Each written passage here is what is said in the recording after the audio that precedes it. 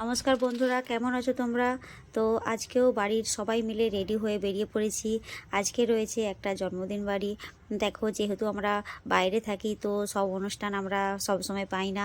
তো যখন এখানে দেশে থাকি যা অনুষ্ঠান পড়ে সবকটাই যাওয়ার চেষ্টা করি। আর এদিকে অমৃতের দাদা রেডি হয়ে দেখো ফোন দেখছিল। তো ওদেরকে বলে নিচে নামালাম। তারপর ওরা ওদের মতন করে একটু রেডি হয়ে নিল।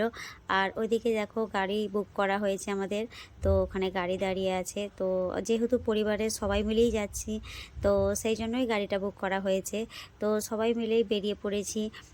তো অমৃতের তো খুবই মজা, যেহেতু ও একটা জন্মদিন বাড়ি ওর ওর আসছে। তো জন্মদিন মানেই বাচ্চাদের আনন্দ, তো সেই জন্যই। তো এদিকে অমৃতের পাপা আর আমি বসে পড়েছি। আর অমৃতের দাদা রয়েছে পিছনের গাড়িতে। এটা একটা অমৃতের পিসুমনির গাড়ি। তো সবাই মিলে একসাথেই বেরিয়েছি। তো ওদের গাড়িতে চেপে পড়েছে।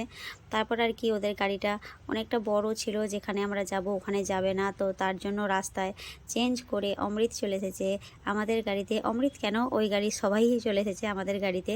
তো সবাই মিলেই তারপর চলে গেলাম জন্মদিন বাড়িতে। তো জন্মদিন বাড়িতে গিয়ে চলছিল তখন আশীর্বাদী পর্ব। তো আমাদের যেতে একটু দেরি হয়ে গেল।